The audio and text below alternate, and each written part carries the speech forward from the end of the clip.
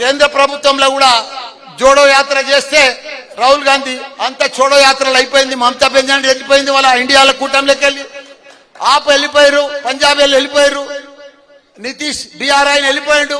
ఆడ ఎవ్వరు మిగిలలే, ఒక్కడే మిగిలిండు రాహుల్ గాంధీ.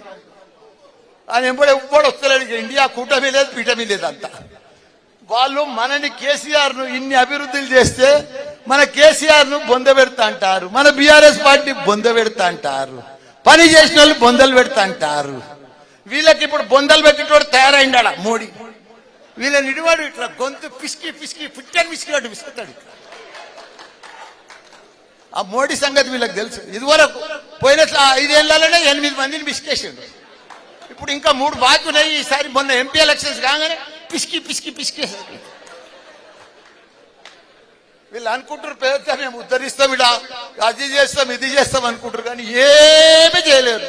ఎందుకంటే కాంగ్రెస్ సంగతి అంతా మనకు తెలుసు, కాంగ్రెస్ ఎమ్మెల్యేల సంగతి తెలుసు, ఇప్పుడు గెలిచిన వాళ్ళ సంగతి తెలుసు. ఇప్పుడు ఏమంటారు, మాకు ఏం అప్పులు చేసిపోయినట్టారు. అభివృద్ధి చేసినప్పుడు కాళేశ్వరం ఎవడు కట్టిండు? 46,000 చెరువులు ఇలా మే జూన్లో నిండు కుండ లెక్క ఉంటున్నాయి, గలగలలాడుతున్నాయి. ఎక్కడ చూసినా చేపలు. మన బెస్తోళ్ళు, మన ముదిరాజు సోదరులు పైసలే పైసలు, పైసలే పైసలు. ఇలా కుర్మలకు ఆయనత గొర్రెలు బంధు, బెస్తోళ్లకు ముదిరాజులకు చేపలు బంధు. ఇక అన్ని బందేగా ఇడికెళ్ళి మీకు ఏది వచ్చేది లేదు. వాళ్ళ మనం కేసీఆర్ గారు ఎన్ని స్కీమ్లు ఇచ్చారో అవన్నీ కూడా వాళ్ళు బంద్ చేసుకుంటూనే ఉంటారు. అరే దమ్ముంది కదా, 4,000 ఇస్తాను కదా, ఆన్లైన్ లో మనకు ఆ పింఛన్ వస్తలేదా? 2,000 మనం ఇస్తూనే ఉన్నాం. మీరు 200 ఇస్తే ఇప్పుడు 2,000 ఇస్తున్నాం. నువ్వు 4,000 ఇస్తాను కదా, 4,000 అయ్యి ఆన్లైన్ అయ్యి అప్పు చేసాయి. ఎవడన్నా వద్దా చూడాలి, మేము అప్పు చేయొద్దా?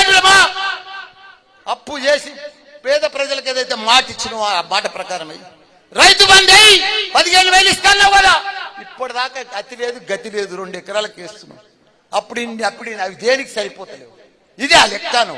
సీఎం 9 తారీఖు నాడు ప్రమాణ స్వీకారం చేసినాడు. నువ్వేం మాట చెప్పినావు? రాకముందుకు ఏం మాటలు చెప్పినావు?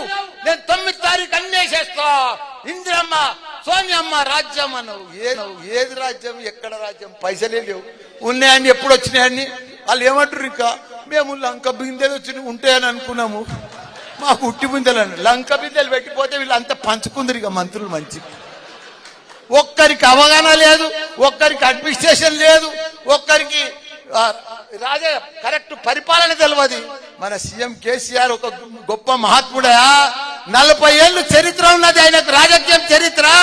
40 ఏళ్ల సంది ఆయన ఎంపీ చేసిండు, ఎమ్మెల్యే చేసిండు, తెలంగాణను తెచ్చిండు, కొట్లాడిండు, సత్యదాకా కొన ప్రాణం దాకా మనం పోయి తెలంగాణను తీసుకొచ్చిండు. అసలు ఆయనను పట్టుకొని రకరకాల మాటలు మాట్లాడుతున్నారు.